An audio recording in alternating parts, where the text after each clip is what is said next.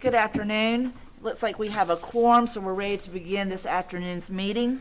If we could all please stand for the Pledge of Allegiance. Mr. Smith, if you please lead us. I pledge allegiance to the flag of the United States of America and to the republic for which it stands, one nation, under God, indivisible, with liberty and justice for all. Thank you. You may be seated.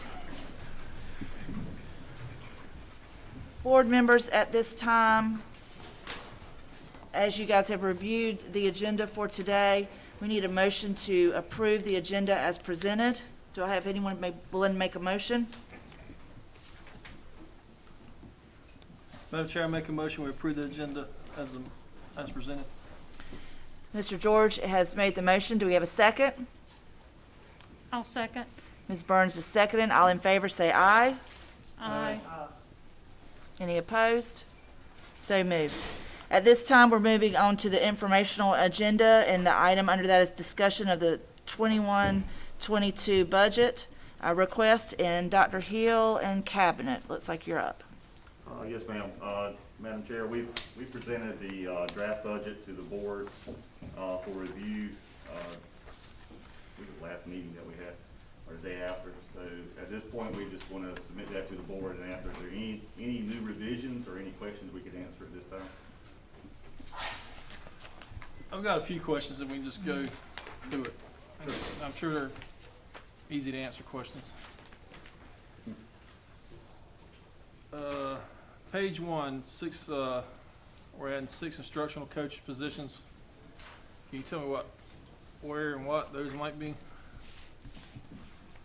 Yes, sir. So ideally, right, we currently have 2 elementary coaches, one that supports middle and one that supports high. In an ideal environment, we would like to have more that we could spread, especially to middle and high school. We still would not be at a site-specific scenario, but it would be a lot closer. That's something that we've had on our requests in the past, in an ideal budget, if we were able to receive something like that. And the purposes would be to provide on-site coaching for our teachers and the implementation of any of our instructional strategies, new standards that come out, trying to work with data and MTSS teams. So it's kind of an all-around coaching position. It is something that many of our colleague districts are working toward. Unfortunately, Title I pays for most of ours, which makes it difficult. They end up having to really target only Title I schools. It is one of those that we would love to have. It's one that we recognize is difficult to fund, and compared to some others, it doesn't usually make it all the way through. But the position itself is intended to be an on-site support for schools in implementing instructional materials, standards, strategies, and so forth.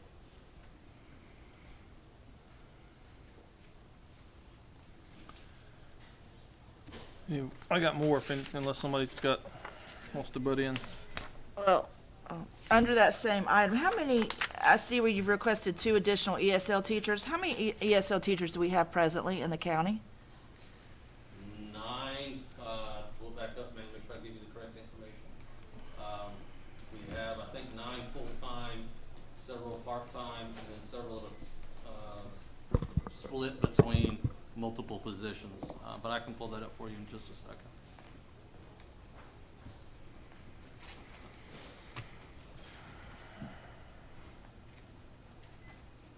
You said how many part-time? I'm sorry. Give me 30 seconds. Oh, I'm sorry. I thought you told us that number. Yes, ma'am. Yes, what I'm pulling up sir right now.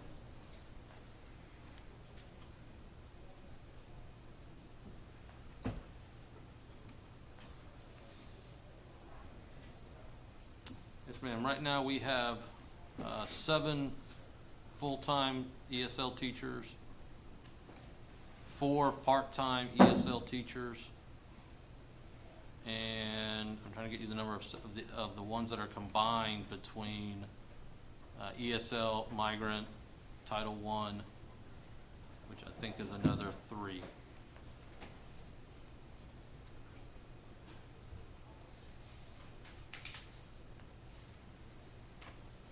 And that is the same number we have roughly had for the last 3 years. And you would say that our students whose needs need to be met in that way has grown by how many in those years, would you say? Just around ballpark figure. I can actually get you that too. I'm sorry. No, yes, ma'am, Good no. questions, 'cause This it's is- exactly the same presentation. We have grown in 2018 from 386 students to 2020, we tested 475. 475, okay. And you said this is the same number of staff we've had for how many It's years? the same 3 years, ma'am.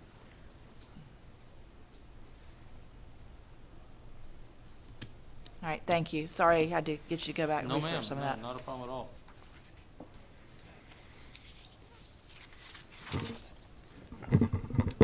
So, looking at page 2, our page 2, I'm not sure if y'all have seen. Kitchen upgrades and replacements and cafeteria serving line replacements, that comes out of Fund 2, or, I think we're confused. Last month we had talked about child nutrition budget, but those sorts of things would come out of it. I'm sorry. The kitchen upgrades and the cafeteria serving line, that's in, Basically, that should be,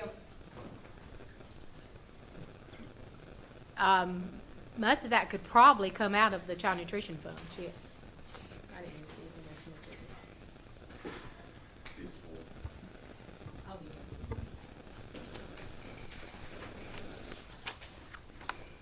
yeah. Oh, yeah. still my go? Sorry. Who's in here from technology that can answer the technology budget requirements? Some kind of ideas of what that 500,000 request is for? A significant portion of those. A significant portion of those will be for end-of-life Chromebooks. When we calculated how many Chromebooks would be coming to end of life this next year, it actually came up to approximately $1.3 million, and we were planning on offsetting it with some other monies that we might be getting. So it's mostly hardware. Okay. Still my go? Connex storage containers, $70,000 worth of those for 15 schools. Yeah, that's, for the schools, we have zero storage space, and that's simply to try to budget in some way to get some storage space at the schools. They're screaming for storage space, and they are, for 15 of them, that's what they would price out to be. So after looking at Long Creek, Jim, last week, I think we need to get less storage space and start surplusing what we don't need instead of just sticking it in a hole somewhere, because that was a shocking sight to go out there and see that boxes and boxes of textbooks that had never been opened. The seals are still on them, and brand new ping pong tables that still had the wrappers on them sitting in that thing. Kitchen equipment that could have been surplus. So I don't want to buy a bunch of Connex boxes that we're just going to fill up with junk that's going to be there 20 years from now. You know, Pender County won't let residents have Connex boxes on their property anymore. That's only farms and commercial properties. So it looks kind of bad when we start spreading them all over the county. Right. When the county rushes you into doing something, that's what happens, unfortunately. As referenced to last summer. And then, am I still my go? And we have $20,000 for a forklift.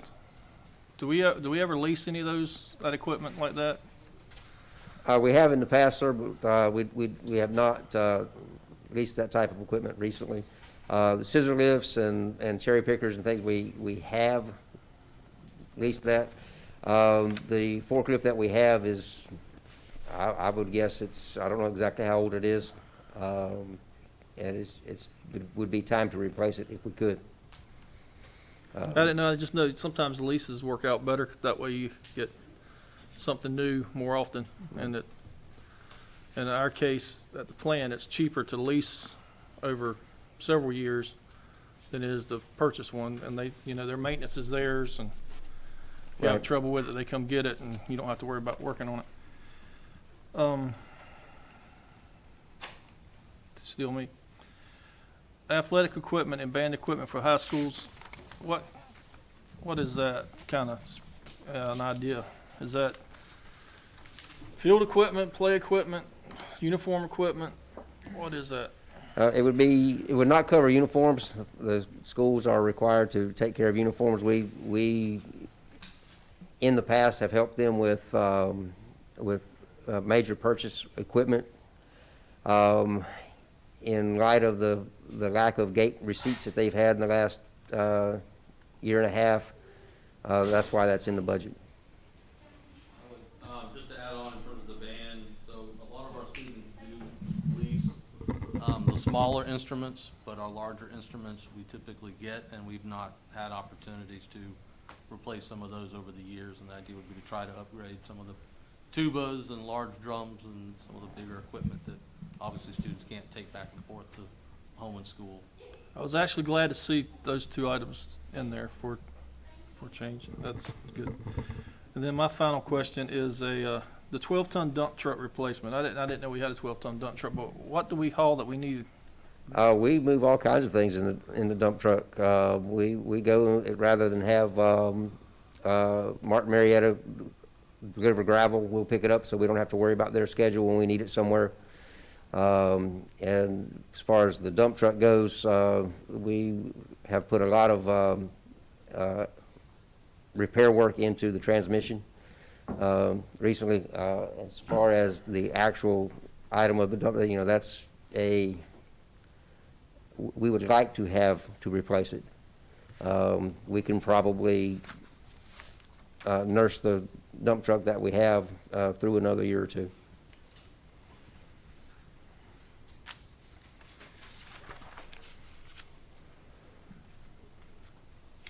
That was all I had, Madam Chair, on my questions of clarification. Well, actually, I would like to just add a comment. First of all, I'm glad to see that athletic and band equipment have been put on the budget this year. And considering the kind of financial year that we've had, as far as a lot of outside support comes from athletics. They have to go out and they have to go to the community to get a lot of the money that comes for our athletic programs. And I was just wondering, is there any way that we can maybe take even like the $65,000 that we're going to use for, from the child nutrition fund to pay for what the line table, could we slide that over to athletics, or could we maybe try to put a little bit more into the athletic fund? It's a rough year for them. Just a thought. Is it okay for me to say something? If not, I'll sit back down. We have, Kevin, come here. What are you doing? We have actually been helping them some. You have to explain what we've been doing about the booking fees and all that. Yes, ma'am. We have been helping them a little bit with paying booking fees, helping them with paint, things of that nature that they would normally pay out of gate receipts. We've been able to supplement some of that this year. We do have documentation, I don't have it with me, but the amount of lost gate receipts over the past couple of years is pretty substantial. So we have been able to help out when we could. Well, and seeing as our athletics are primarily funded by our parents going out and canvassing the community for donations and such, and for sponsorships, especially during the games, this year's been particularly rough for small business through, everywhere. And I was just thinking if there's any way that we could take any funds to help our athletics out. They're a boon to our school system. It gives a lot of kids something to do after school, keeps a lot of kids out of trouble and puts them on a good path. And any way we can promote that, I'd like to do it. Yes, ma'am. Thank you. We'll move that $65,000 item to athletics. Well, it's up for discussion. I mean, it's a suggestion. It would have to stay in capital outlay, but you can't spend money out of capital outlay for booking fees and that type thing, just so you know, you have to be very careful about where you're spending it. Absolutely. It was just something brought up as a suggestion for discussion. We'll look into it. Thank you. Well, yes, ma'am. Other board members have any questions? Mr. Smith, Mr. Hall? Nope. Nothing about the budget? Mr. LaFawn, I have one other question. I saw, and I can't remember what page, let me go back. All right, playground safety, I see that. How's the playgrounds looking? You know I'm gonna ask that question. The playgrounds actually look better than they have in a long time. We spent right much money on safety and upgrading equipment last year, and it's just an ongoing process. But truthfully, they look better than they have in a long time. The new playgrounds are awesome, the ones that we put in at Cape Fear and Rocky Point. That's good. So everybody's happy and we're looking good across the county with that. No one's complaining, so I will say they're happy. All right, good, thank you. So talk to me about buses, yellow buses, activity buses. How many buses do we have that, you know, I know every so many years you have to basically retire certain ones. How many years is it, 20? How many years is it? It's 250,000 miles or 20 years 20, of service okay. life. All right, And off the top of my head, I don't know which Yeah, and how how you many have up for are it. coming up. I will tell you that we had to use 2 bus credits because to add buses to our routes, which means we use the loaner system from the state. That's why the 2 yellow buses are on there for this year. We have to purchase them out of local money initially, and then once they reach the end of the service life, they become part of the state rotation, and the state replaces them. But as your system grows, it's the local LEA's responsibility to initially purchase the bus. And we've reached a point where we have 2 that we have to buy. okay. All right, thank you. Yes, ma'am. Board members, that's all the questions I have. Mr. George, you're good? Yeah, just, I want to mention for the public's knowledge, the JRTC positions at Topsail High School are back in this year's budget. They've been in there since, I know, 2012. We get asked that question all the time, why the biggest high school in the county and one of the biggest in this region still doesn't have a JRTC. Kind of disappointed it didn't make it over to the second, at least the second tier budget as possible. Have I got to say all that again now? You'd like to see JRTC move over. We can do that, sir. I would like for it to go. Yes, sir.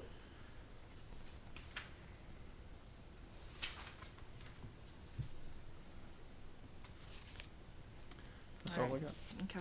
Ms. Burns, are you good? Okay. Good job, you guys. It looks, it's well put together. I mean, a lot of the things that we know that we had talked about. What did you decide, Dr. Hill, in talking about generators and all that stuff? I hate to even think that we might need them, but have you guys had any more discussion about anything, the use of generators or trying to purchase at least? Yeah, we've got some opportunities, I think, in some of the budget money coming from the feds too. That we might be able to use some of that. Cleaning air is cleaning air, so maybe some of the same equipment we buy to clean air might be equipment we can use to scrub air later. And we're hoping we can use some of that federal dollars at that point to put some machinery instead of the side of those trailers we're talking about. So basically more what we're trying to do and what we've been trying to do since Florence is try to at least have a couple of response trailers. And we're starting to try to figure out how to put in that equipment that's extremely expensive, at least to have it available for us. We know that majority of the problems in any situation where there's power loss at a school is just the humidity and the buildup, and obviously it's the issues with the mold and things like that. So if we could keep air moving and scrub. So we're trying to purchase at least 2 trailers on our own. It takes time. That's a lot of money, a lot of equipment. So we're getting there. And so yes, ma'am, we hope to actually have one out front here probably by the end of the summer to kind of display. It's kind of our goal. So even nice little response unit on the side. So hopefully that's coming to you this summer. All right. Just before hurricane season as we go. Yes. Mhm. Yes. All right, thank you. All right, moving right along now to the action agenda. Looks like Senate Bill 220 discussion is up. This is a very popular subject right now, so Dr. Hill and Cabinet is yours. Yes, ma'am. Mr. McPherson is gonna start that by updating us on the legal, things that have happened in the last hours, actually. Even the minutes, if you wanna say that.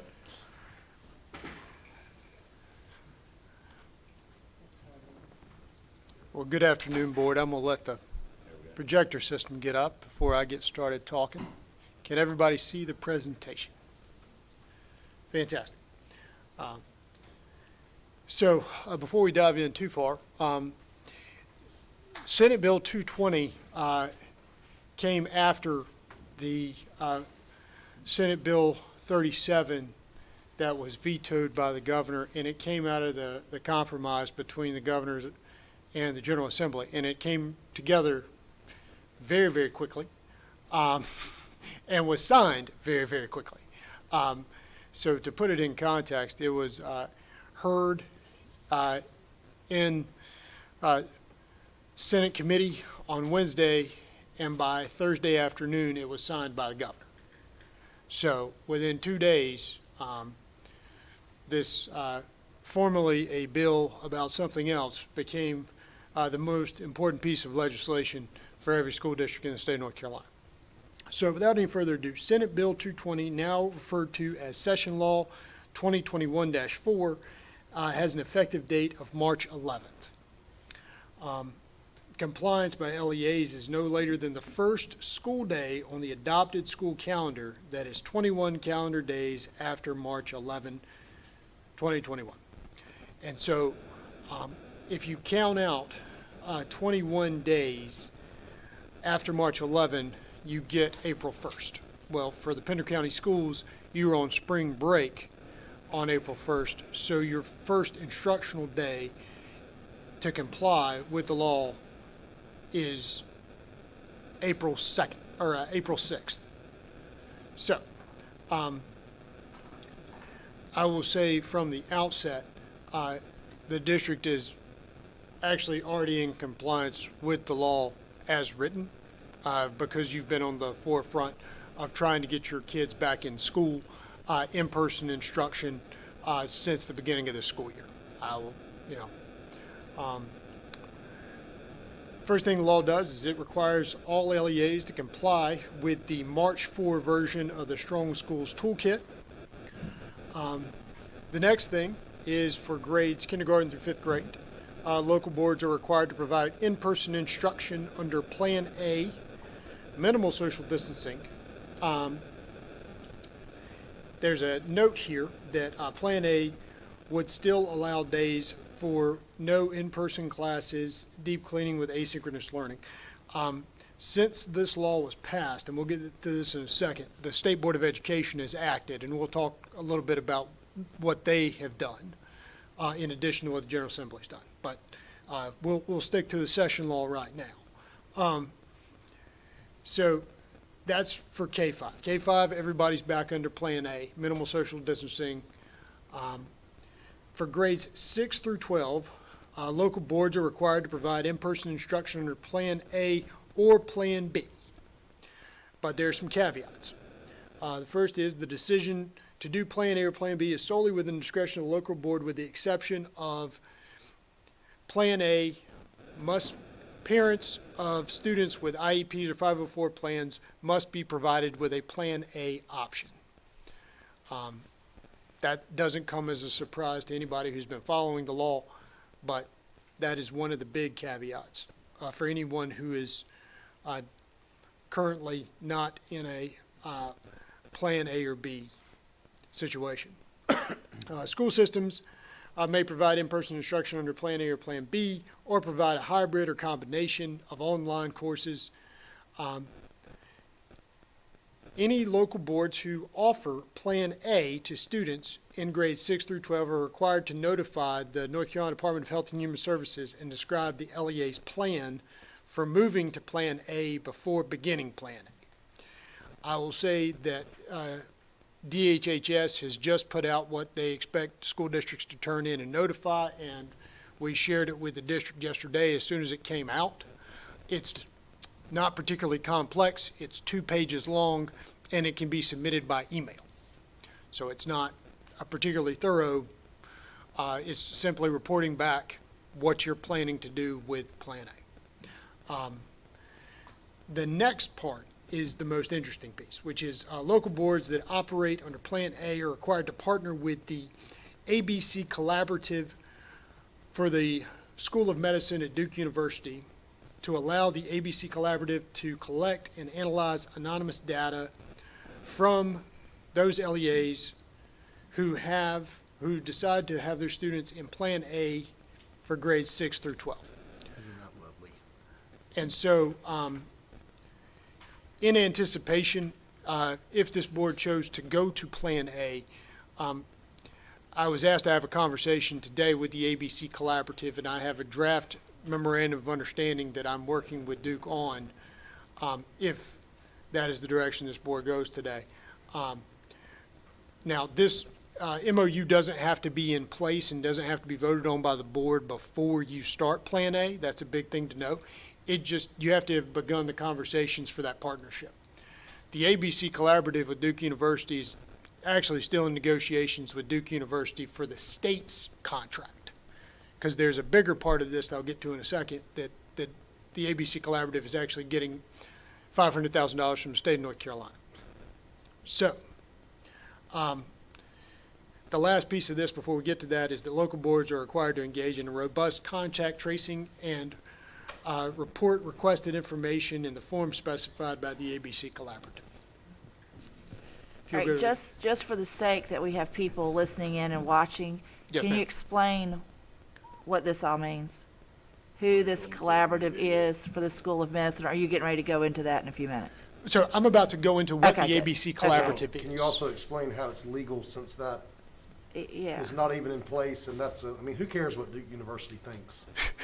I mean, they're not DHHS, or But it's in the law. for that matter, well, I know, but they're private. I doubt that's legal. Oh, it is absolutely legal. But they don't even have a contract with these people. Well, that's the part we're about to get into. Okay, thank you. I just wanted to make sure everybody, And I just Absolutely. think people here, who cares what Duke thinks, is the way I see it, but go ahead, sorry about that. Absolutely. So let's go on to talk about what Duke is, how they got involved. So, continuing from where we are, local boards are still required to offer a remote participation option for students who choose, or their parents choose for them to stay remote. So that remains a key point for all parties involved. Local boards are allowed to revise their existing school calendars to reschedule teacher workdays to be used prior to the return to Plan A instruction, which doesn't necessarily mean you have to. It just gives you the flexibility. If you needed to revise your calendar to move some teacher workdays around, you have the ability to do so. This is the part that I think is really important for boards to understand. Local boards have the authority to make day-to-day decisions concerning the shifting of individual schools or individual classrooms that are providing in-person instruction to remote instruction as necessary due to COVID-19 exposures that result in insufficient school personnel or required student quarantines. But the local Board of Education is required to report any shift by the school or classroom from in-person to remote instruction to DPI within 72 hours of that shift. So, there is going to be a reporting requirement if you have to close a classroom or a school to let them know, i.e. let DPI know that you're doing that. So, any questions about that shift? Because that's something that this district is very familiar with and is very familiar with having to do, but is also frankly very good at. The next thing, the Duke ABC Collaborative. Within federal funds provided, DPI is required to contract with Duke's ABC Collaborative to provide data collection, analysis, and interpretation of the COVID-19 related metrics of student, teacher, and staff safety for local school administrative units providing in-person instruction under Plan A for middle and high school students. So the law directs DPI to enter into a contract with the Duke Collaborative. They're doing some nice lobbying.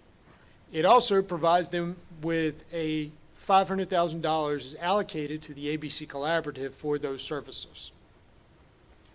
The ABC Collaborative will evaluate adherence to mitigation strategies in the toolkit when enabling in-person instruction. Last is that there will be oversight requirements for the ABC Collaborative, including reporting back to the General Assembly. So, that's how the ABC Collaborative got involved with this process. They've been involved for quite a while in creating a program that was presented to school districts, including Pender, to use. One of the things that they provided is an app and a dashboard for tracking student and staff screening, monitoring, positive cases, exposures, that sort of stuff. Frankly, the thing that I think Pender County Schools can be very proud of is they are very much on the cutting edge of that and have the communal dashboard that's being used, frankly, is easier and more detailed than what the ABC Collaborative is selling, or not even selling. They're giving it away, but you got to give them your data. So that's the ABC Collaborative piece. There's a definition of in-person instruction that's provided. So in-person instruction is defined as offering to the student in person by a teacher of record on the LEA campus. So that, and then continued enrollment in North Carolina virtual public school course or other e-learning course opportunities or use for pre-recorded learning materials integrated in instruction that occurs on the LEA campus shall be considered to meet this requirement. So in-person instruction means you're physically on campus. You have to be provided meal service and transportation services to the campus where the student is assigned have to be provided. Next up, the governor's powers. The governor would be authorized and empowered to order restrictions in response to the pandemic by ordering the closure of an LEA during the remainder of the 2021 school year only as follows. And this is important because this is a huge limitation on the governor's power. The governor may order by executive order an individual LEA to close to full-time in-person instruction and provide a hybrid or remote learning options, or to otherwise close, restrict, or reduce operations within a school or until when is necessary to protect the health and safety of students and employees in that unit. For those orders, the governor is required to provide reasons specific to the LEA for requiring that closure, restriction, or reduction in the operation of those schools. The governor may require such actions by any reason deemed necessary by the governor. The governor is prohibited from ordering a statewide closure, restriction, or reduction of the operation of schools in a single executive order. Governor is unable to use his emergency or other legal authority other than the authority granted to him by this section to direct a statewide closure, restriction, or reduction in the operation of schools for the remainder of the 2021 school year. So that seems to tell me in very no uncertain terms that there's no longer going to be a state wide closure for the rest of the 2021 school year, which I understand is not that many months, but at least you don't have to worry about that coming down from an executive order. Last thing is this law does not apply to charter schools.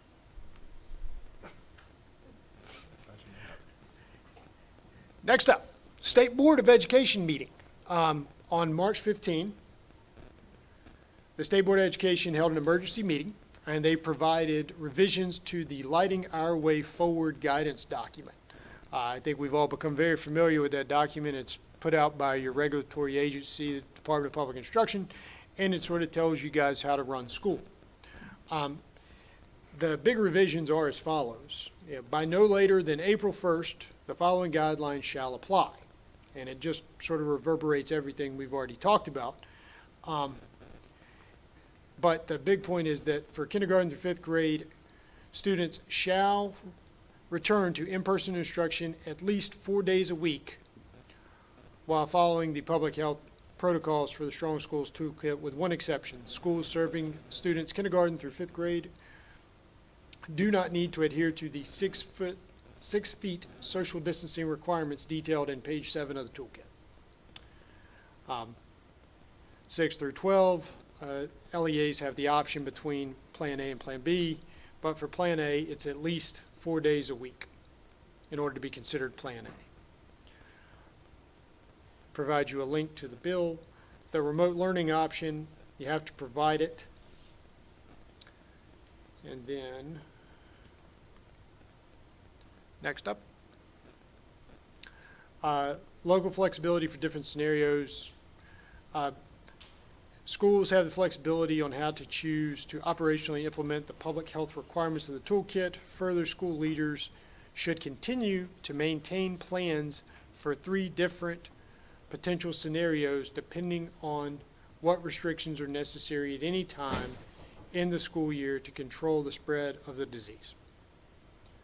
So they are now maintaining the same sort of Plan A, Plan B, Plan C requirements. The difference between Plan C is, if you'll look, for remote learning, this is no longer an option for district-wide or charter school-wide daily instruction, and is only full remote instruction is needed to ensure the health and safety of students of a particular school district.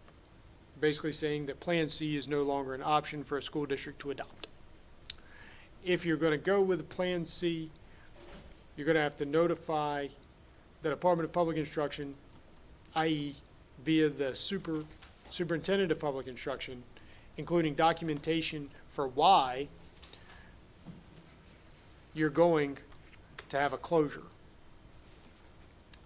And the superintendent is hereby authorized to review those submissions and determine whether or not the school may remain closed or close again. So it basically says, okay, if you're gonna close, you got to tell the state superintendent, and then the state superintendent can either review that and bless it, or review it and say that's not okay. Exercising the right to in-person instruction. Any student opting to return to in-person instruction shall be permitted to do so no later than April 1, 2021. So basically the idea is if a student wants to return to in-person instruction, you got to let them do it by April 1. Okay. And now I'm going to turn it over to Dr. Hill. Just to be clear, Brandon. Yes, sir. There's been questions asked. Yes, That sir. last statement you read about all students must be permitted to return, that's all students, K through 12, correct? That's K-12. Yes, sir. So the ones that's on K-5 currently that's virtual that want to come back full-time can come back if they want to. Yes, sir. They're required to. All right, so Mr. McPherson has given us the legal definition, so we actually broke this down in questions and submitted them back based on what we were reading to confirm. So some of the basic questions were, are local schools exempt from 6 feet requirements in Plan A? The answer to that is yes. LEAs that select Plan A for K-12 are exempt from the 6 feet social distancing protocols. I don't know if they are found on page 7. Is that still accurate? Yeah, that piece is still Okay, accurate. page 7 of the Strong Schools North Carolina Toolkit. Are local schools exempt from 6 feet requirement in cafeterias? This is a big question because, especially with high schools, we're already running several lunches. Furthermore, cafeterias approved to open under Plan A? The answer is simply yes and yes. You can open cafeterias up, and you're not required the 6 feet distance, but you just the best possible. Are local schools exempt from seating restriction on buses under Plan A? The answer is yes, they are exempt from seating restrictions. Are local schools required to take student and staff temperatures? There has been some inconsistency with the CDC recommendations and what our North Carolina toolkit has been directing us to do. So we asked that question, and the answer was yes, the screens are still required by page 14 of the toolkit. So we will still be required to take temperatures. What, if any, are the changes to the NCDPI attendance requirements if local schools commit to Plan A? Specifically, do students have to attend in person in the classroom to be counted present? Any student checking in online that is listed as attendance under Plan A will not be counted present for that school day. Answer, no changes to the attendance requirement at this time, so the previous definition still stands. Should local schools continue to limit non-PCS staff or outside visitors to school campuses? The answer is LEAs who choose to be under Plan A are required to limit non-essential visitors and activities involving external groups or organizations. So that remains the same. Those are the specific questions that we broke out in common language from this. Another question that was brought up today in our superintendent Zoom was gathering events. Would there be any changes to proms, graduations, things like that if the districts went to Plan A? The conversation from the governor's advisor and from DPI was that you are to remain in the same process you are now. Do not engage in activities where you would bring people together. Remain the same as it is today. So that was the guidance we got today on today's Zoom meeting. I don't have that in writing yet. So Brandon, I'd asked you last at the meeting about the executive order 141, where we were exempt, educational institutions were exempt from mass gathering, and you were going to check to see if that's still. And I'm currently still working with the governor's office to try to get a clear answer to that question, to be honest with you, because Plan A and what I've been working with, I've not dedicated enough time to getting the answer to that question for you, Mr. George. So we still don't know if we can have graduation, the traditional. No, yeah. Not at this moment right now. One of the crazy things to me about this whole thing is, I listened to the press conference today, and over again, Dr. Cohen said that she followed the guidance from the CDC.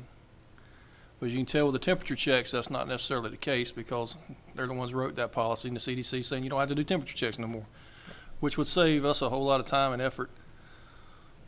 And then we don't have to have social distancing anymore in the high schools, but you can't go sit outside in the football stadium unless you're 6 foot apart. Mm-hmm. So who really thinks these things? And now we don't know if, graduation's still up in the air. That's all I got, Madam Chair.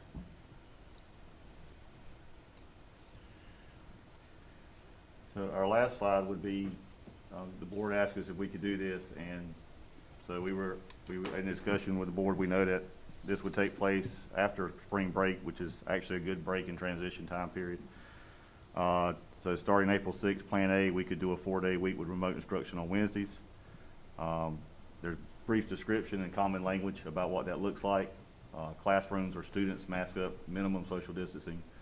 Common area, students masked. Students are masked at all times. Everybody's masked at all times. There's no relief on masks. But minimum distance is the new wording.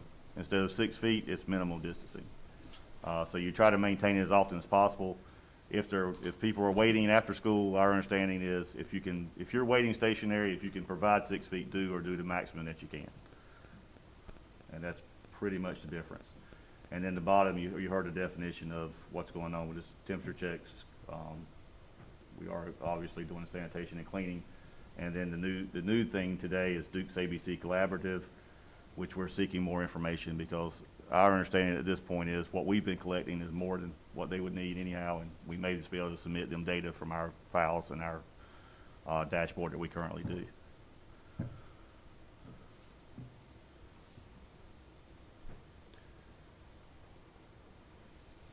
That's all we have, Madam Chair.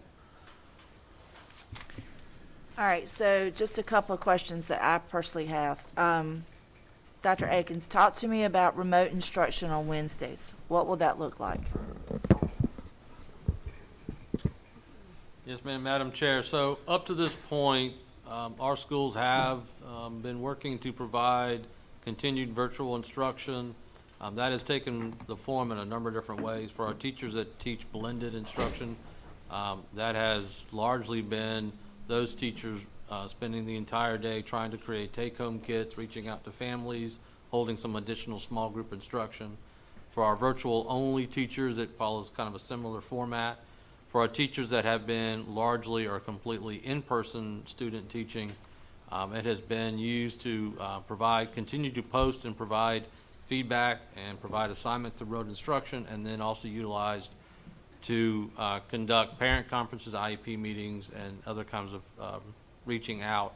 With the announcement that was made last Wednesday, we began holding meetings with each of our grade span principals, looking at a recommendation that we would want to make today, and then thinking about how do we ensure that we differentiate for teachers who are teaching blended and virtual.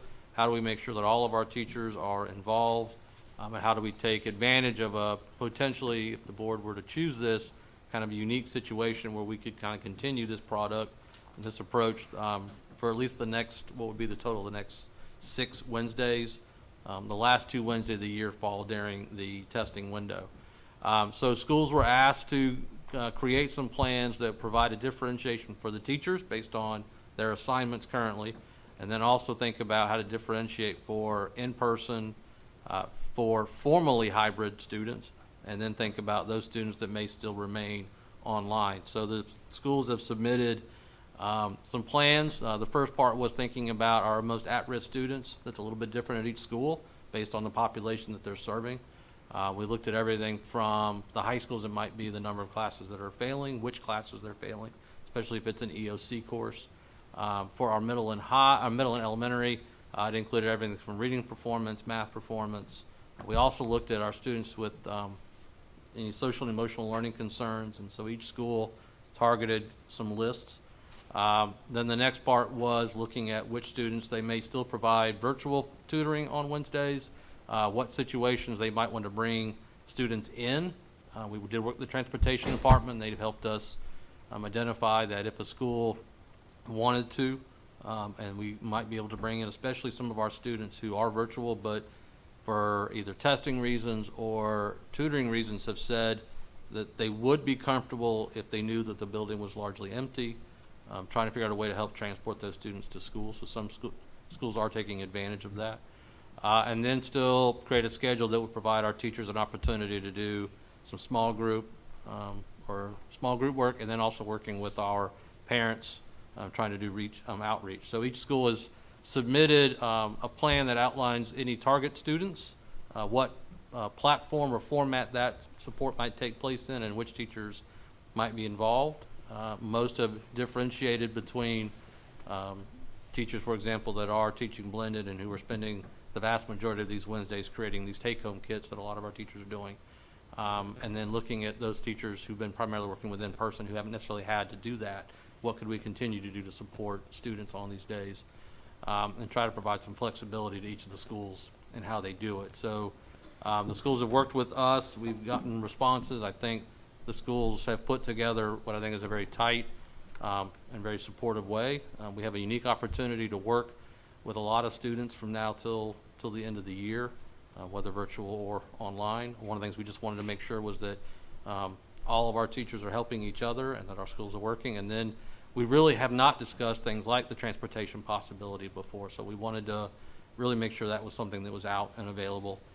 We have talked about some of the testing situations that the state still is requiring us to do.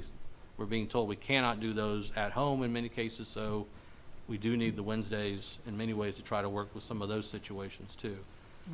So we've had a chance to review them. I think the schools have put together something that definitely allows us to continue instruction remotely, and in some cases try to provide in-person for students that really do need it. Okay. So, based on what is decided here with the board this afternoon, what would the timeline be to get out to all of our families, the intent of what they would want their students to do? Give the word, we can have it out. Is it- You give the word, we can push it out within the next couple of hours. Okay. And quick turnaround time and aiming it at all of our virtual student families.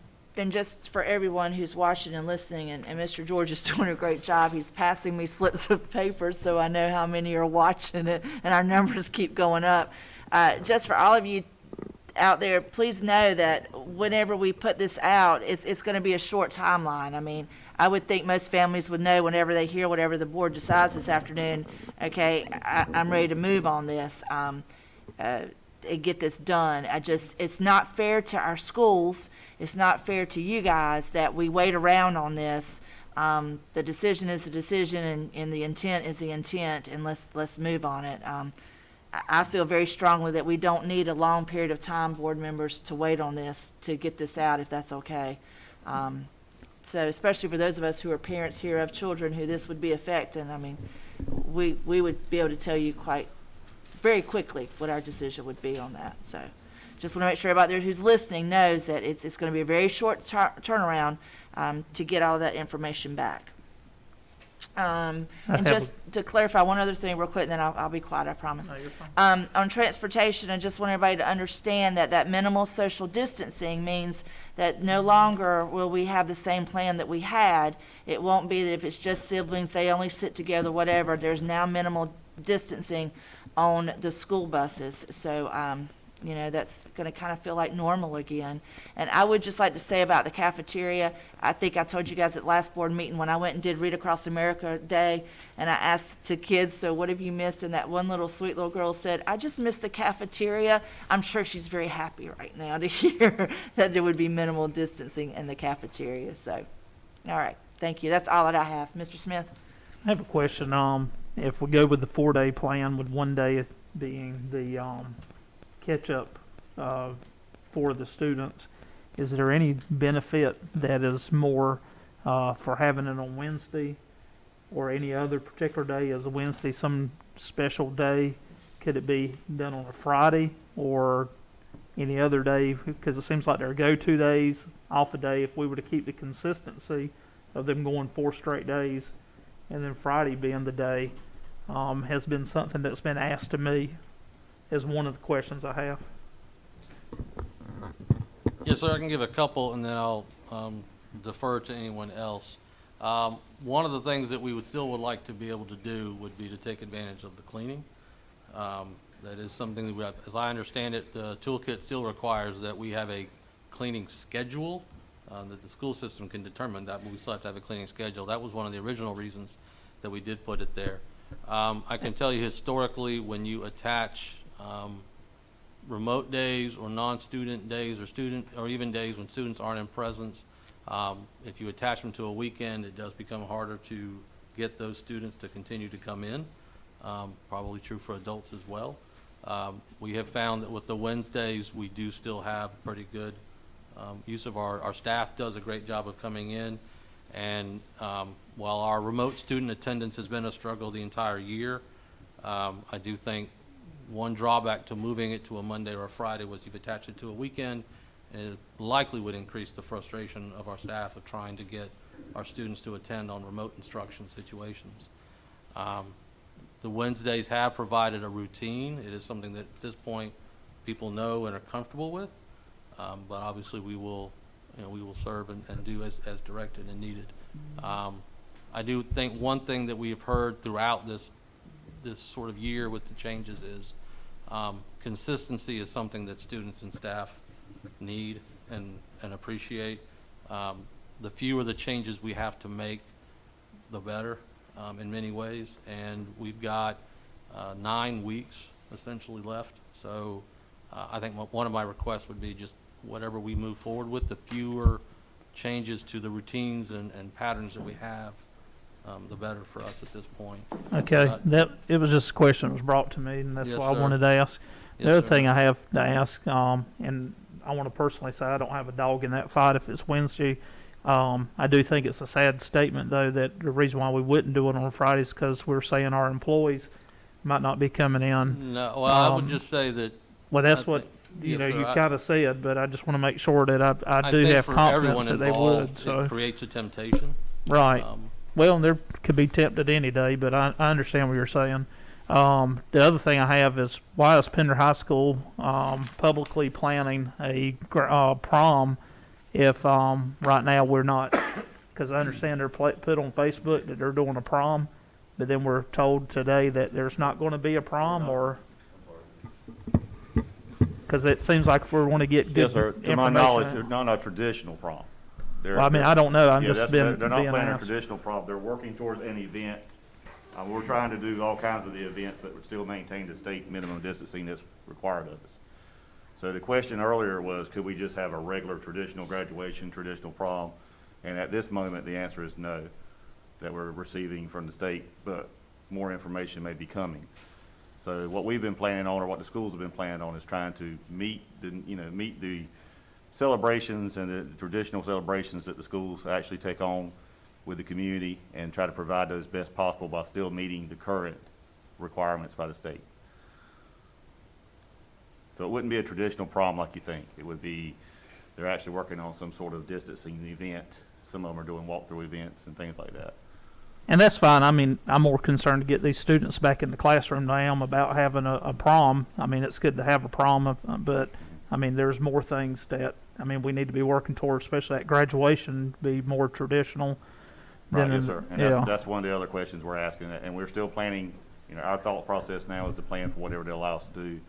But at this point, it's more like the graduation last year on the field is what we're, at this point, that's as far as we can go. Right. Based on state restrictions. One final question I had, meant to ask earlier, and I'm sorry about that. So, whatever the board chooses to go with this recommendation, and that's what we decide today, and we get the intent information back. Let's suppose that we have quite a large amount of students who are going to come back from virtual to go to face-to-face. Have you guys talked about the idea of maybe collapsing some of these situations where we have both platforms being taught by some of our teachers, and maybe, I mean, I know, as a teacher, I try to wrap my head around how that would be, and I've actually had teachers show me. I said, all right, show me, let me feel it, see it, taste how you're doing it. And it's hard to wrap my head around how that looks when they're doing both platforms. So I'm sure that if there are more students who will come back, then my hope is that we would have fewer classrooms that have to do that. We also have some teachers out there who have fully 150% embraced virtual. I mean, I don't know if you guys know this, but there are things being done out there with virtual classrooms that are just amazing to me, that I would just not have really thought were possible. I mean, when you had Read Across America Day, teachers were having people come on and do things with their virtual kids, and virtual kids were signing into classrooms, and like Crazy Hair Day, like, I want you guys to wear crazy hair at home and let's see how this looks, just things like that. They have fully embraced it, and I just don't want to lose sight of the fact that we have some people out there who are just like, yeah, I'll do it, just let me do it, I'm on it. So I'm just curious if we have a plan for that. Yes, ma'am. So actually, that's one of the reasons why I would have requested that the turnaround time be as short as possible. Our schools, and our elementary schools especially, will have to go through the same process we've gone now through, I think, 3 different times this year, which is we will have to look at who's coming in, if there's anyone who decides to leave, and then adjusting the classes from there. One of the things that I admire greatly about our teachers is they want to hold on to their babies. And we'll have to take a look at how do we possibly have to restructure. There may unfortunately be situations where students would have another teacher. We're going to work really hard to avoid that. But that is one of the things that we may have to look at as we try to collapse down to as few of the blended situations as we possibly can. Without knowing the numbers, I can't tell you how many we'll be able to No, collapse. I understand or that. where, but that is why I was nodding my head so forcefully when you mentioned the possibility of a quick turnaround, because the more time we have, the better we can prepare to do that. If we have a week, we'll really have a chance to kind of look at it. The schools have already had informal conversations, especially in elementary. They kind of know maybe who might come back and who not, but all that's been unofficial. So until someone hits send on a button, it's hard for us to know. We have had tried to look at who might leave. Again, we have anecdotal parent conversations, but until we hear from them, if someone wants to switch the direction, That's part of the problem. It's something that it's not said in there, but our understanding is at any point, someone can still leave at any time to go to Plan C, and we just have to be ready for that. So hopefully anybody who's thinking that will tell us now as well. That's something I would ask the public, if it is something you're considering, please reach out to your schools as soon as possible so that we can count incoming and any outgoing. But it is something that we're already looking at and trying to be ready for. But one possibility is it means students may have to have a different teacher, and we're going to try to avoid that if we can. But trying to collapse the number of teachers that have dual responsibilities is a goal of ours. Okay, thank you. All right, board members, any other thoughts, questions, concerns? Mr. George? Ms. Burns? I'm good. Mr. Smith? Mr. Hall? Nope.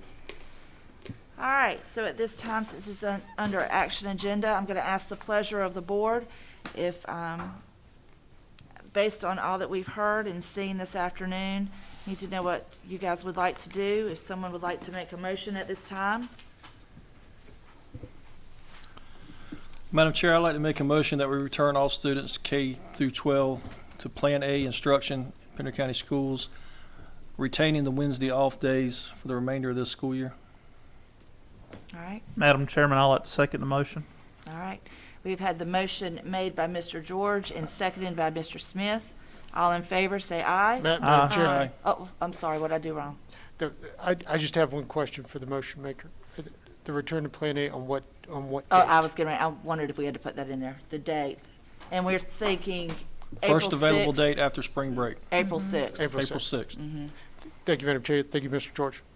Do we have to restate the whole thing, or are we okay? No, ma'am, I just wanted to make sure that I understood the motion. Okay. Once again, all in favor with the return date being April 6th, 2021, say aye. Aye. Any opposed? So carried. All right, thank you. Next item under action agenda, child nutrition contract.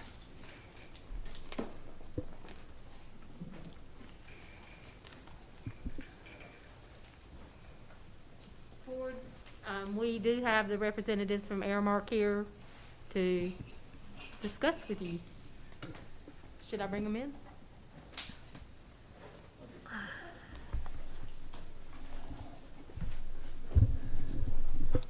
So while we're waiting on those, the intent form will go out today. And we didn't really set a date, but are we looking at Friday of this week deadline or Sunday? What kind of deadline do we? We can do Sunday, end of the day, or 12 midnight. That'll give people time to really think about it, really consider it. If that's an issue, we can move it earlier, later, whatever the board wishes.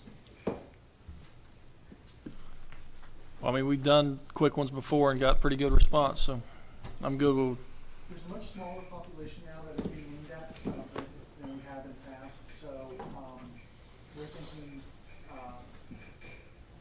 probably midnight Sunday. That sounds good. That's fine. Thank you. Thank you, appreciate it. All right, at this time, we have all of our representatives from Aramark. Let's see, they're standing. Do you want to sit down, or so we can have this discussion so that everybody can feel bad everybody's just kind of standing around?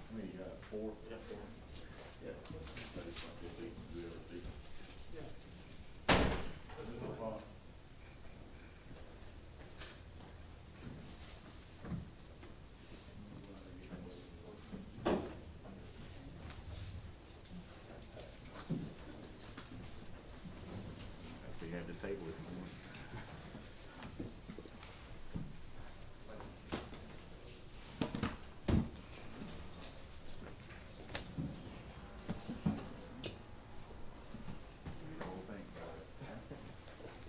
Thank you very much.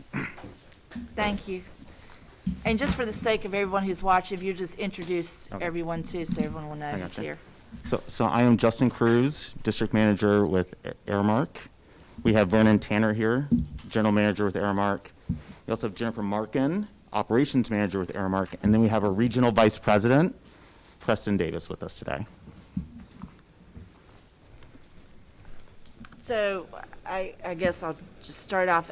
We just called everyone to be here today, just kind of to talk about things in the negotiation with the contract and just some concerns that all of us have had, maybe some concerns you guys have had, and what we can do to remedy. Our number one, and let me just speak for myself, is the quality of the food. You know, we want our children, our students' bellies to be full, but we want them to be full with the right things and solid, good quality food. And we understand what you guys have done for us in the past, and we understand, but we just don't want to lose sight of what the goal here is. We want our, children who are well-fed will do better academically. They're happier. You have less behavior issues. We all know that. I mean, think about how we get when we're hangry, and when we've not had food for a while or whatever. So if you can just kind of share it, I'm just going to open up and just let board members ask questions, talk, you guys talk. Pretty informal, just to go through some of the steps and things we need to look at. Thank you. Absolutely. If I can ask, we did set up, in the back room here, kind of a display of where our proposal was going. Because in our proposal, we did account and assume for some of these things that we're talking about today. And just making sure that, especially coming out of COVID and hoping for a more normal year next year, that we know we needed to roll out the red carpet for our students. To make sure that, when they come back into the cafeteria, especially the story you tell about the little girl who misses the cafeteria, I can tell you that we miss the students in the cafeteria, to make sure that they come back to a wow factor. So if there's an opportunity to show you kind of what our evolution is and some of the items that some of the menu and recipe items that we have in our proposal that we've been testing with students today, to show that, to learn from them, learn, what works, what doesn't work, engage forward. So if there's an opportunity to do that, to at least, start our conversation, is that at all possible? To step out and look at it, or to bring it in as kind of this is where we started and this is where we're going. I'm willing to accommodate that. Being that this is on YouTube, Madam Chairman, and being filmed, it would be kind of impossible for us. So if they want to bring it in, but if there's any questions, maybe, that's just my opinion. Perfect. I just wanted the ability to kind of, have that visualization, of what our proposal has in it currently and in which direction we're looking to go. And that way it would just keep the transparency of what we're doing, not going to another room. Absolutely. So while they're doing that, I did again want to thank you for the opportunity to speak and to talk about it, and to open up and have that that dialogue about food quality, because I completely agree with you, where making sure that our students are fed with the right things, and on our end, if they're fed with the right things, they're gonna keep coming back, and they're gonna keep eating with us and participating and things like that. And that's one of our key goals here, is to make sure that we drive participation, that we don't leave any student hungry, when they leave for the day, which is where the thought process was in adding some of the programs that we did. So what we're loading in currently, and excuse us from a timing factor, but we want to put side by side was a visualization of where we are, or where we were, and where we are today and where we're going.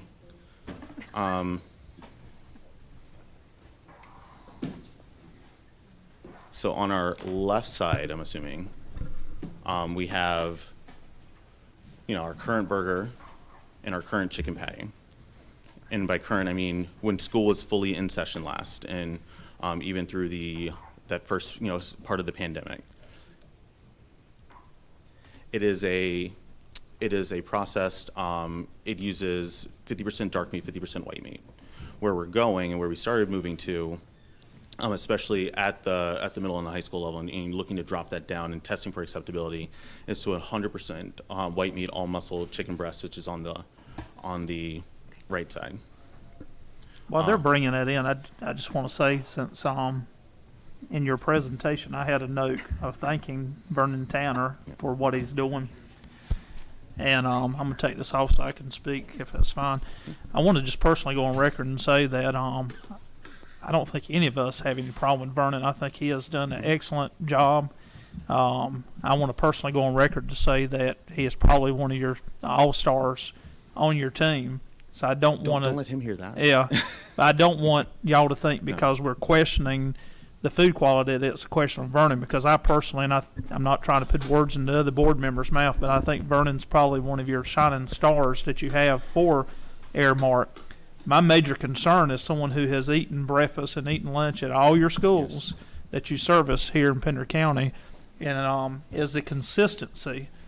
Because I can go to one school and eat a meal, and it would be hitting out of the ballpark. And then you can go to another school, and it's kind of like hit and miss. I know that's like that with our favorite restaurants a lot of times, but it doesn't seem like they're serving the same lunch.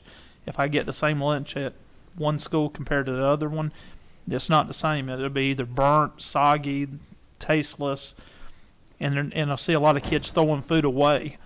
And when I asked the children when I was sitting there with them, why are you throwing this food away? Then that's what they'll say is that, it's not. But no, I don't want it to be looked upon any of my complaints as a complaint against Vernon, because he is doing a superior job in my opinion. It's just that increasing the food quality as what you're saying.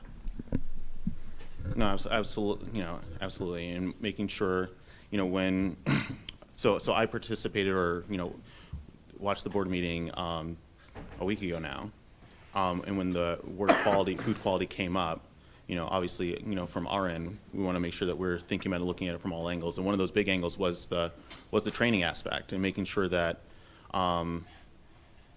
similar to a restaurant, we know which restaurant to go to that we're always going to have a 5-star experience. Even if it's a chain, we know there's, in a lot of cases, there's that one McDonald's or Burger King that you don't go to because they never get your order right, and we don't want to have that connotation with our service. So one of the plans that we did have and put together is around training and making sure that from a consistency standpoint that we're hitting the mark, and that starts with us making sure that our expectations are consistent, and then drilling it down to make sure it's consistent with our leaders in the kitchens, and then it takes that next step down. In a lot of instances, what we're seeing, kind of, looking internally, is that it goes from us to our leaders in the kitchen, but it doesn't always make it to that next step. So our proposal, and this is something that we saw on the front end, not to this degree, but we saw on the front end, is that we need to make sure that the lessons that are learned get all the way down to that base level, and just making sure that from a consistency standpoint that we're there. But any initial thoughts or feedback about the food in front of you, aside from, is that chicken? I can tell. I can see Yeah. the difference in the chicken and the hamburger. Yeah, that hamburger is, was that Angus? No, it's just a regular ground beef, but it's a 79.80. I'm sorry.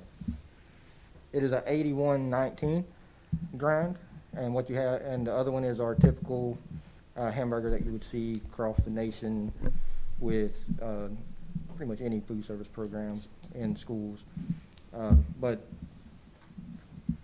we had tested this hamburger already in the schools, and we find that the kids like it more. More and more kids are starting to pick it up as they try it. As well as if you kind of take a look at your the panko breaded item there, that's a pork chop. We tested those at Topsail High and at Heidi Trask. That is an actual meal that the kids were served, and the kids and staff raved about the pork chop. It's something that we did look into prior to even the RFP coming out, and we got a lot of other items that we're looking at as well. For example, a house-made pastrami that we make in-house, and it'll be a standard on our deli bars.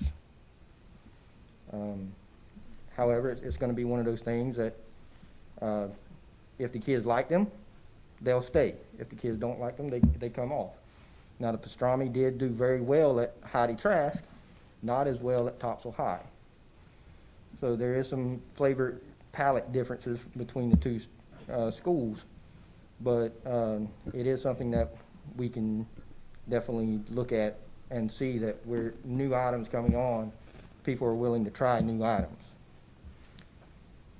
Can I ask, Justin, I've asked you this in the past, and I know you said you would do it, but I really trying to advocate for Pender High School when I keep hearing that Topsail High and Heidi Trask get to try these new foods out. Is there any way we can, What I did was. I mean, even if we had to reverse it around and say this new dish should go to Pender first, and then this would go to Heidi Trask first, I mean, to try to, so you have some equality there with all the three high schools. Well, this current setting, I done it based on how much staff we had in the schools.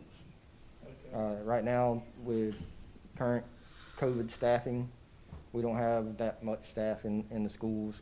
Topsail High just happened to have the bigger staff this go round, and we're able to handle a little bit more. But I'll say this, in our proposal, Pender High is getting the bulk of our investment. And it's gonna be a showpiece, not only just for Pender County, for me, but it's gonna be a showpiece for any school district that wants to come around and look at it. It will be something to be very proud of, be something that nobody else has. Topsail High won't have this, Heidi Trask won't have this. It's because they have the space where we can put it is the reason why we're doing it. And then again, if you as the board likes that, we can move into that direction to the other schools.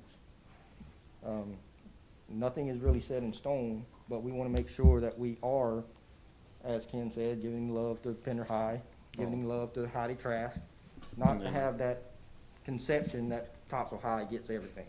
And then dropping it down a level. So the pastrami we tested with the high school with the high schoolers. You know, the goal is also to have that on our deli bars. You know, bringing it down at the middle school level as well, and then sharing whichever parts work the best with our elementary students. You know, spreading it out to where, you know, there is equality in the service and equality in the meals that are provided.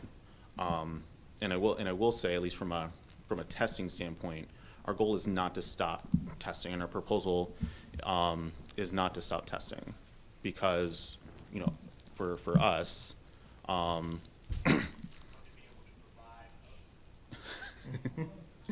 no, for us, it is about the food, making sure that it is palatable. So if something's working, you know, for us, you know, we want to make sure that if it's working, that we're you know, running that play. And if it's not working, similar to our sports teams, please stop running that play if it's not working, you know.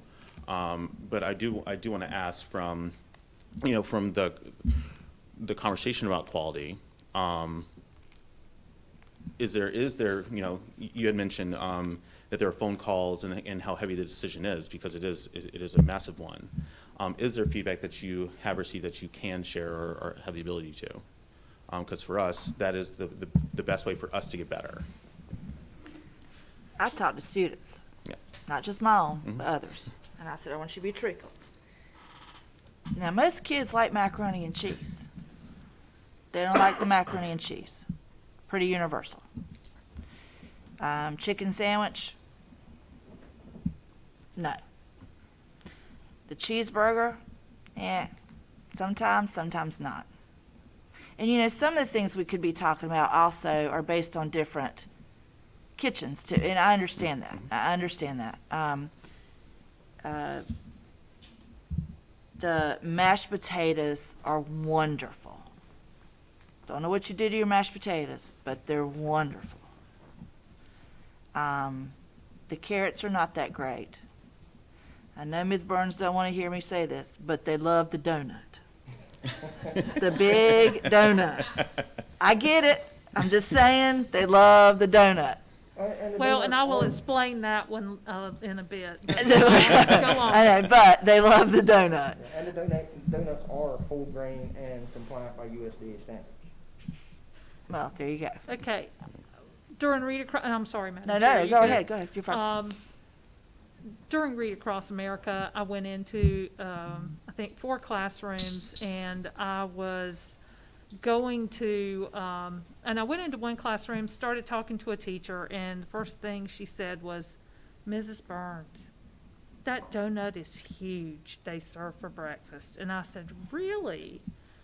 And her complaint was that after these kids, and I believe she teaches first grade, okay, you see where I'm going, you're shaking your head. As a When- parent of a kindergartner, Yeah. I got a sense of. When those little kids eat those huge donuts, she said, for the first couple of hours, they are on such a sugar rush that I can't do a lot.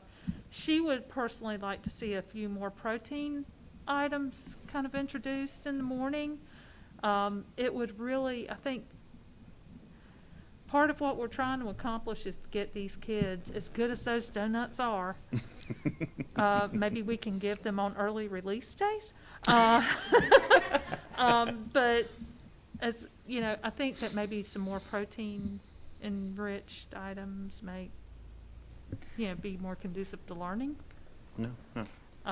And I will say, I noticed that you brought out the chicken and the hamburger first. And I will not lie, those were two of my largest complaints. And first of all, let me say, I'm appreciative of how you guys just got right to work during Florence and helped us out. And at the beginning of COVID this time last year, Aramark rolled up their sleeves and they got out all of the to-go meals. And you are a true partner to us, and we do appreciate it. But I do have to also say, I live right next door to one of the drop sites, and my son went over and got some of the meals, and it gave me a big wake-up call. And I knew when this contract came up that I had to say something about quality. And I appreciate you coming in today and showing us this, because I don't know if anybody can see this, but this versus this is a pretty big difference, and it's Right hand versus left hand for those watching. Oh, sorry. Yeah. It's a big difference, and I like it. So thank you. No. I would like to say something with that, with you showing the hamburger nut. This is something that does, I'm sorry. This is something that does take some equipment, and that's what some of our investment's gonna go to. As the hamburgers are, they're really not conducive to baking very well from a raw state. That's something we can work on and test and see if it works out. But my goal is to get some equipment in there that utilize this to even bring more flavor than what you're seeing right there right now. So it is something that we are looking at. From a quality standpoint, right now, you know, we hear that one school is different than the next, and different than the next, different than the next. We talked about the macaroni and cheese. So if I'm correct, a lot of this is because the food is different from school to school, and there's, in some cases, lack of flavor. Is that fair to say? Yes, that's fair to say. That's pretty consistent throughout the board? Mr. Smith, would you say that's pretty consistent as far as flavor? Because you've been to every single one of them, eating every one of them. Yeah, and like I said, I mean, that would be the thing. I've talked to the Airmart employees. They've given me tours of your kitchen. I mean, I can't complain about your staff. I can't complain about the way y'all keep your stuff clean and everything. It's just that, well, one example, I had a sandwich at Heidi Trask, and then I drove to Pender High School on the way home, went in there, talked to them, picked up a lunch, and it was a difference. And I mean, it's, you know, one of the things Ray Kroc tried to do with McDonald's was that if you go to McDonald's in South Carolina, you get the same experiences in California, and I just want to have that type of experience. I know we're talking about school food. I know we're talking about we've got to get the kids in and back in class. I understand all those things, but you know, there is differences. I think Miss Burns was saying, you know, that, like she said, I mean, they're just some of the things the kids enjoy, and some of them they just don't enjoy. So.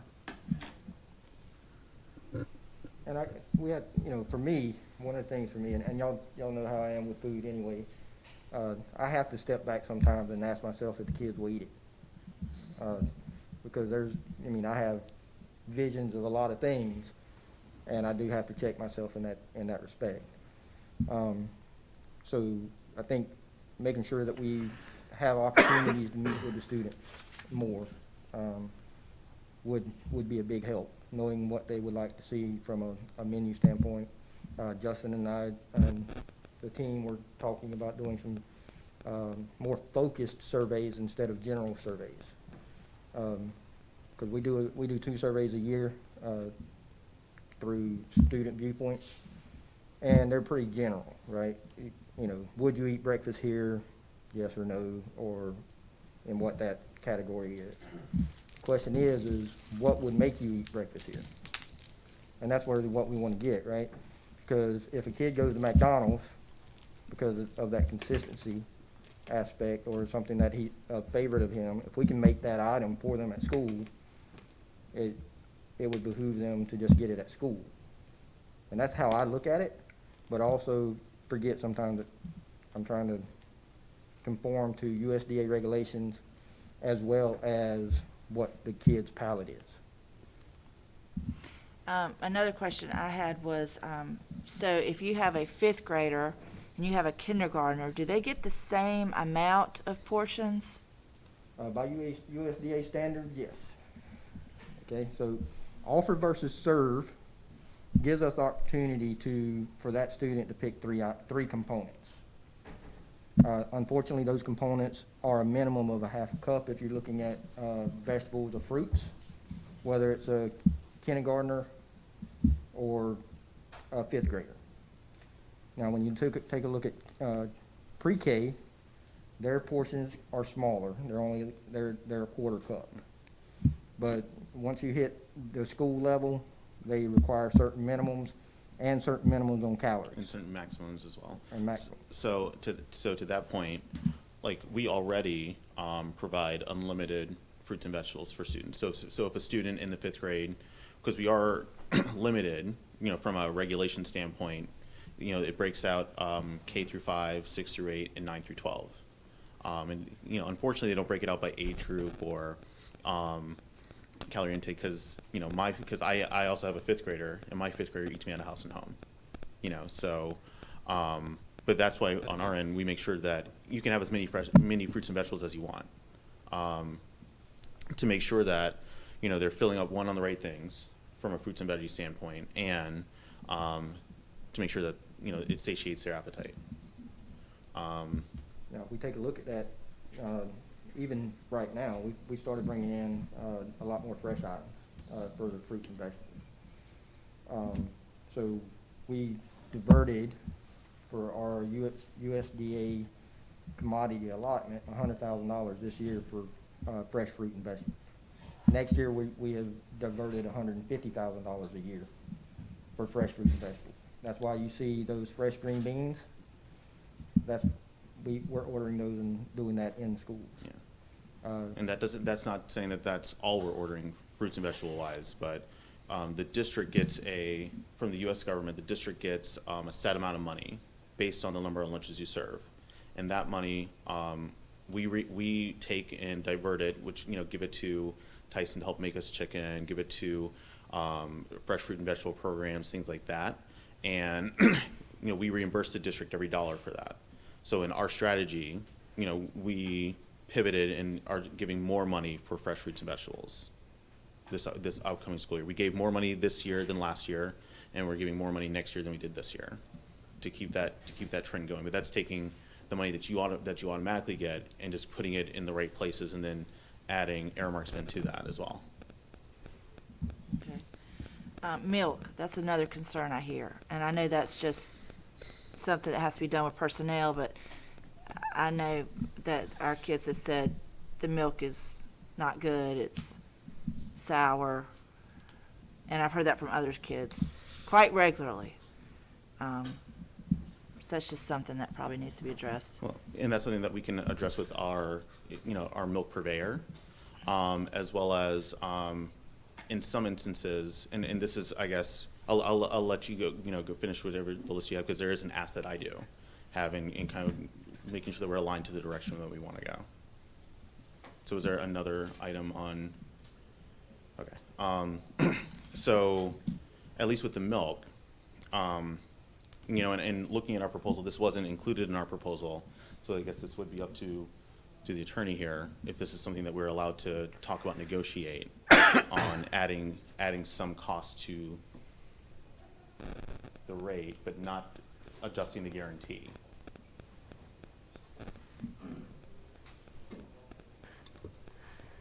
Justin, what I would say is you can say anything you want, and we can negotiate whatever we want to negotiate. What thing I will say is, depending on how far down the road to perdition we go with revising your number, we'll have to talk about that closer when we get to writing. So if you can say what you want, but understanding that this is still negotiation, and frankly speaking, it's meaningless until it's dry ink on paper.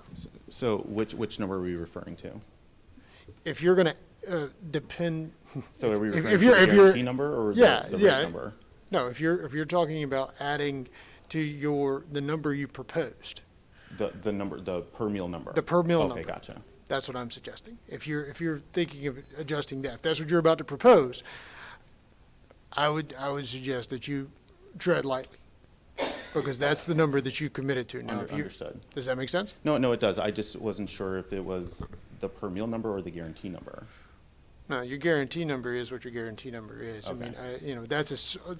I look at those two things as separate entities. I mean, one sort of affects the other, but as far as negotiating points, if you're saying that they're both contiguous, that one's going to move and the other's going to move, then that's a fact of life that we got to deal with as a board. But So in this instance, I was asking to move one but not the other. So at least with milk, you know, one of my thoughts in kind of doing some research, because I have had our milk as well, especially since in the past week, and I'm not a huge milk fan, but it's also not, you know, that's a conversation that we were already planning to have with our purveyor. You know, it's that it's not the milk that you want. But one of our thoughts in terms of quality was pivoting to having a milk machine, where it's, you know, part of the sour or not great taste is that it's in a carton, and this would allow students to, you know, take as much milk as they want. So another avenue for providing something healthy and in a quantity that the students want it, and in kind of going along with that, looking at the calories, looking at, you know, listening to my fifth grader say, you know, I'm eating these fruits, I'm eating these vegetables, but I only get this much milk. And, you know, changing and shifting that way to where it's, you know, it's available to them. You know, and for us, that looks like, you know, cups with the right amount of milk in and things like that. And then at the upper levels, allowing those students who are already able to self-serve anyway, in many instances, depending on how much further down the COVID road we go, is allowing them to decide how much milk is enough milk for them, and getting them to get it there. It's fresher when it comes from the machine, and by the machine, it's, you know, it's not in that carton. You know, it's fresher and it's refrigerated, and it's colder. Yeah, it's constant refrigeration, as opposed to right now, you know, the lid opens and then that cold air escapes out. You know, so that was one of the thoughts I had in terms of quality and looking at the whole plate. You know, with the hamburger and the chicken, we're talking about the center of the plate, with the way our diversion strategy and, you know, purchasing more fresh fruits and vegetables, you know, looked at the sides, and then looking at the drink as well, making sure that, you know, from all aspects of the plate, that we're meeting those needs. But that doesn't necessarily have to have a cost associated with it, because realistically, you know, it's just me going to our milk purveyor and saying, hey, this is the direction we want to go. Let's hold the milk where it's at, and the milk, because the milk's not quality, we're going to go to the next guy, which is what we all do. You know, we go to a car dealership, and if they don't sell us the car at the price that we want it, we go down the road.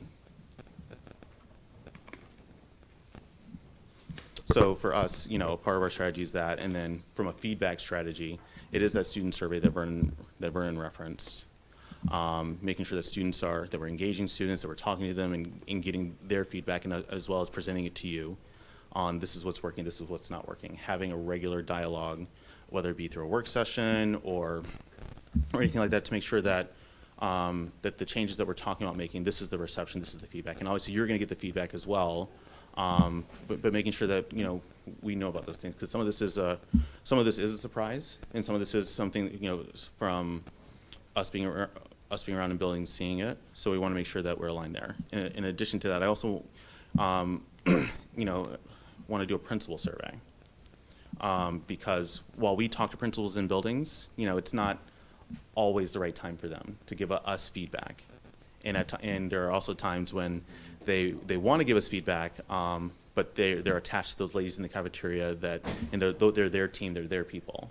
And there's, you know, a sense of I don't want to get someone in trouble or say anything like that. But if there's a training need that we have, you know, I want to make sure we adjust it. So doing an anonymous teacher survey that allows them to, you know, give us feedback about, you know, if our teams are smiling and happy and how the food is, and, you know, getting them to participate more and things like that, and making sure that the menu items and the menu servings, at least for a teacher, are an adult-sized serving as well. And, you know, and just having those feedback sessions. And then something that I have said and shared with Vernon is I know that he prepares a meal for most board meetings, or once a month. I want to shift the meals that we're serving to be more taste of what's in the cafeteria, and including you all also in the process of what school lunches look like. Because right now, I mean, I was here for a couple of them, but the last one I was here for was the walk on the wild side with the boar and the duck, and that is great and that is awesome. But I'm not sure our students are ready for duck. I wasn't ready for duck, and that was the first time I had it. So, but giving you know, mixing in more of the taste from the cafeteria, so you can see it, as well as the feedback that you hear as well, and make sure that, you know, that you're, like, again, active, involved in what our menus look like, and what that feedback is, and hearing it from you as well. So hopefully that part's at least okay, to make sure that that we're aligned there. Yeah, one of the biggest things that I think, at least for me as an operator, is to make sure, because I go into the schools all the time and talk to the principals, and I think I have a pretty good relationship with them, at least I hope I do. A lot of times, if I'm not told something, I can't fix it. And I can go in and I can look at the quality today, make adjustments, go in tomorrow, make sure it's that way, and then I go to the next school, and then the next school, and the next school, and then, you know, a week later, I'm back around to the school I was at, but maybe something changed while I wasn't there. So, more feedback I can get personally, the better I can make the program. And then, I guess in watching the meeting, there was a talk about the cost, right? And kind of where the rate is at. And so, you know, for us, we added, you know, looking at our proposal, we added money into food costs, into our base program. We added, you know, hundreds of thousands of dollars to that base program, because we knew, again, we had to roll out the red carpet. And that was before we layered in and added on the after-school at-risk program meals to that, because we were viewing that as a separate program, you know, but looking at that full rate. So I know for us, when we were trying to get that program off the ground and get it included in the RP, which it is, you know, we wanted to make sure that program, that we passed on the savings to the district, because we're able to spread our costs through more meals, which, you know, in some instances, actually I should say in most instances, you know, we're able to then pass on those savings to you. So for us, we looked at it as an all-in to make sure that we can spread those costs around and give the district the best program as well as the best price that we could.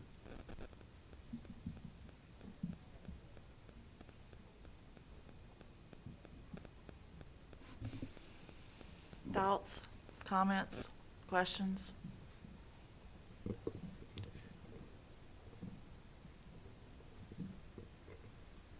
Mr. Hall, are you good? You are? No questions. Mr. Smith? Good. I do thank you all for taking the time to show the difference, and there is a big difference in these, especially these hamburgers and chicken sandwiches. This chicken and waffles, is that a lunch item? That is, actually, that's something That's something that, I was talking to Justin actually this weekend about, like, we could probably do this, obviously, that chicken and waffle is a, chicken and waffle with a jalapeno honey. So we would have to definitely, choose our demographics for that, which is probably not our kindergartners. Yeah.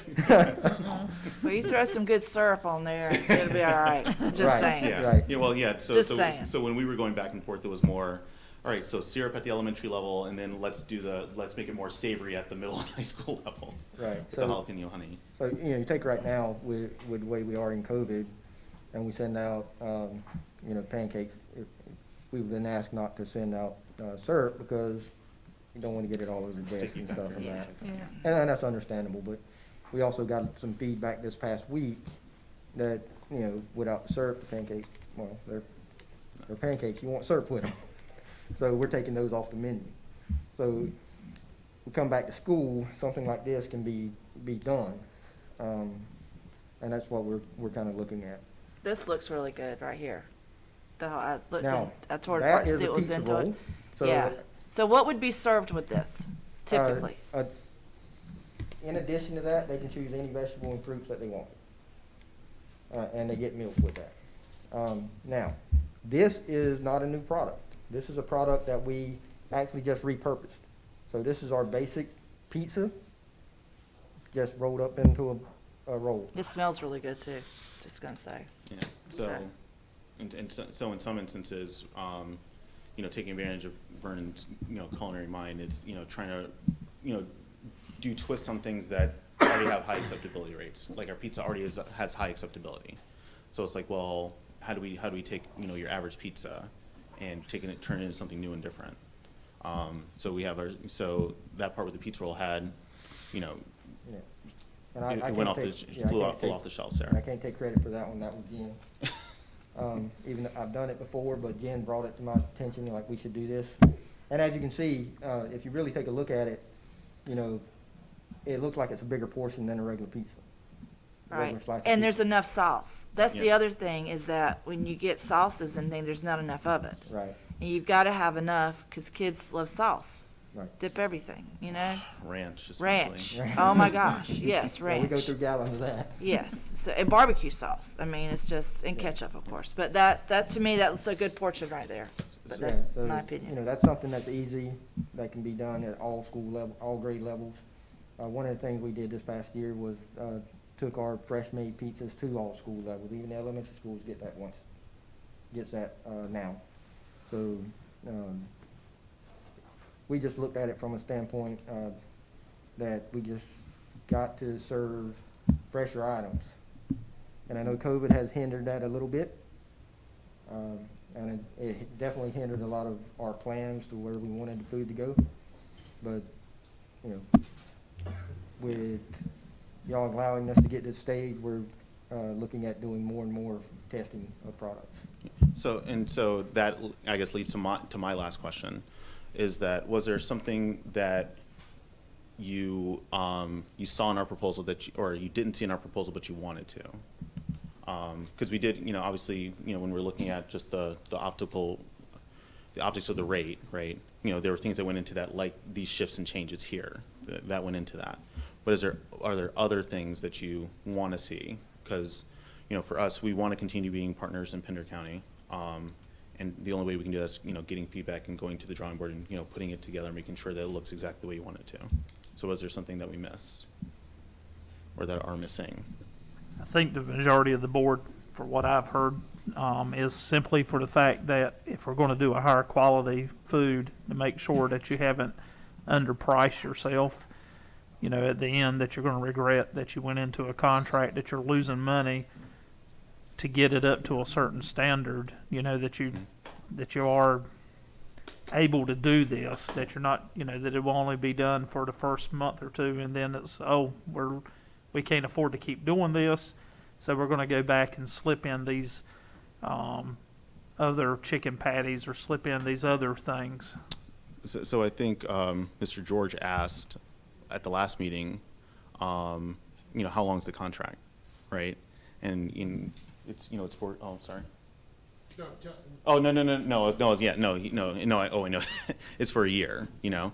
And then you do, you know, granted, you do have to go through the whole process again, right? But what keeps us making sure that we are doing those right things is that it is only for, you know, it is every year. And then we do come up to the board this time or a month from now and ask for a renewal, you know? So that's you know, for us, you know, so it's in our current proposal. That's, you know, that's the direction we're going. It's in there, but that's what keeps us, you know, making sure that we're following the things that we say and enforcing the fact that we want to be the best partners we can be.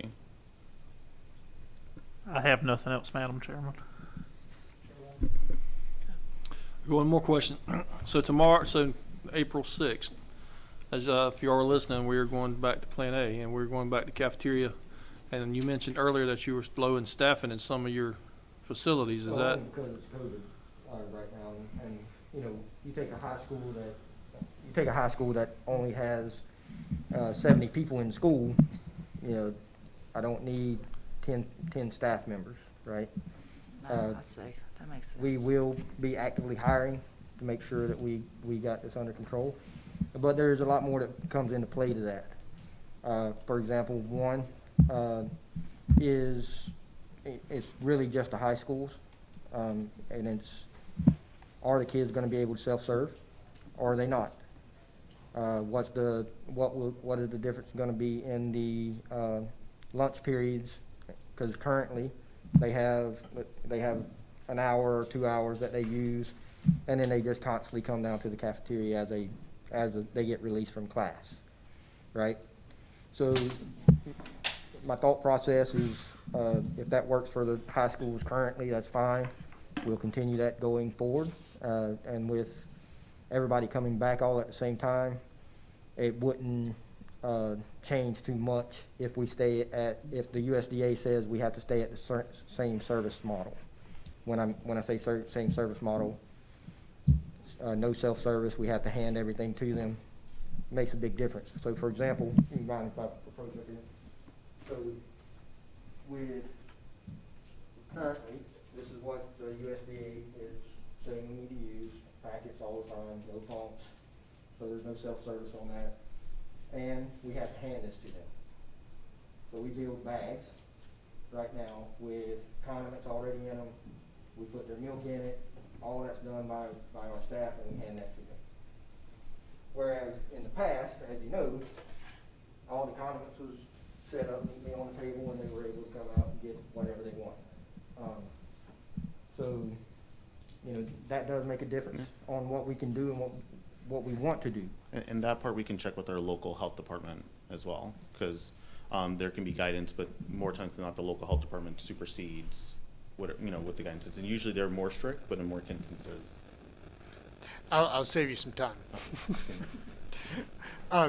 The requirement that there be discontinued self-service food and beverage distribution in the cafeteria remains and will remain until the Department of Public Instruction decides to revise their guidance and/or the Department of Health and Human Services. So that's one of the big caveats under which Plan A lives. Okay, so basically what's going to happen is kid comes through the line, we have to hand everything to him. Doesn't matter what it is. So I would say that everybody coming back in the high schools, depending on how the principal wants to send the kids down, it's going to slow down the line just a little bit. There's no way around it. However, we can tweak things to make sure that that's a faster process, but it also limits our menu as well. Because now, instead of, we're having, like at the high school, we have 5 lines open, because the kids can self-serve. Now you bring that down to 2, maybe 3. Depending on where you're at, which school you're at. But so what we'll do is, since the social distancing thing is suspended, we'll staff it in a way that we can do that efficiently. I have no further questions. Thank you.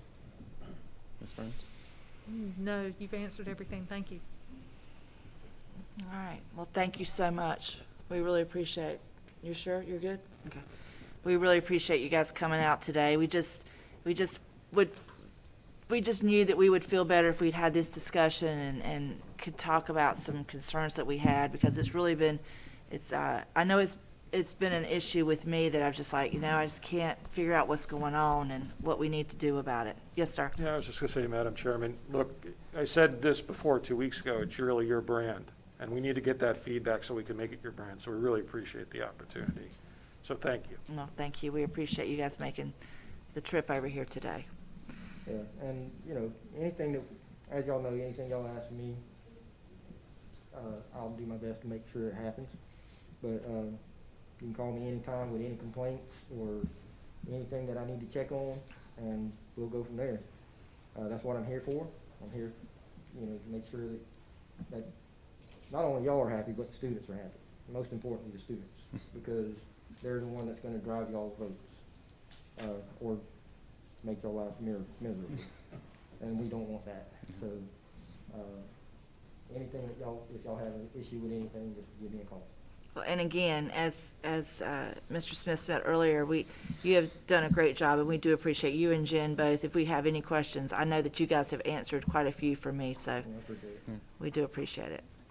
And on my end, I visit pretty regularly. I'm from North Carolina. It's a great opportunity to see family and escape, escape back home.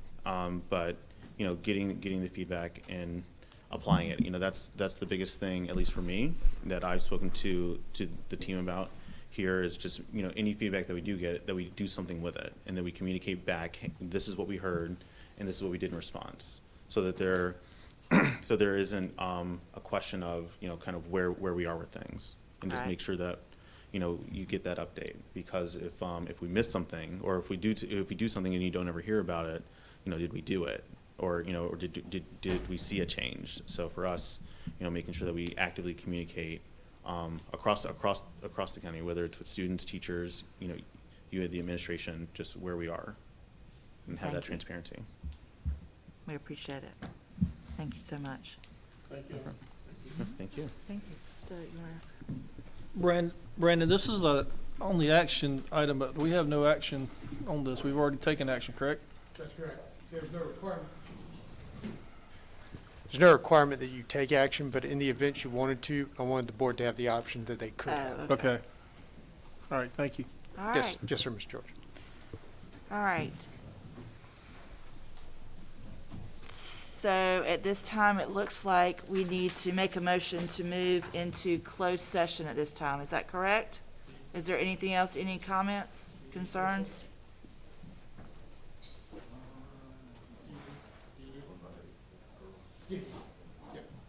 Yes, just short, okay.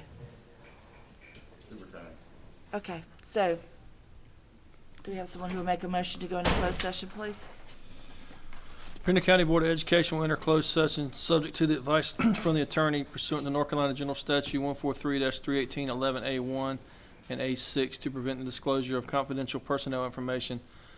Under GS 115C-319, the board also go into closed session pursuant to General Statute 143-318 11A3 to consult with the board's attorney in order to preserve the attorney-client privilege. Mr. George has made the motion that we go into closed session. Do we have a second? I'll second. Ms. Burns is seconding. All in favor, say aye.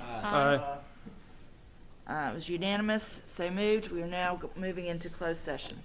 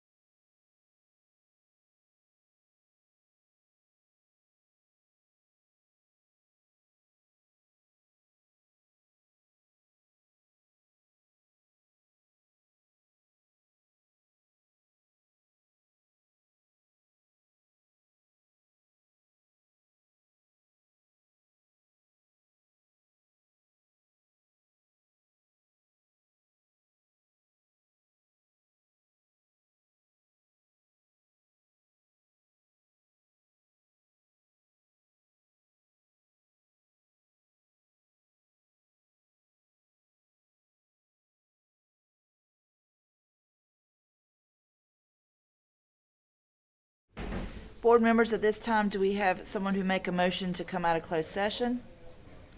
Madam Chair, I make a motion that we come out of closed session. Ms. Burns has made the motion. Do we have a second?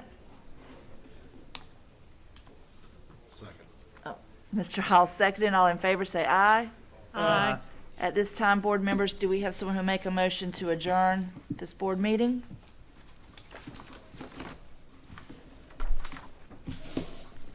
Madam Chair, I make a motion that we adjourn the board meeting.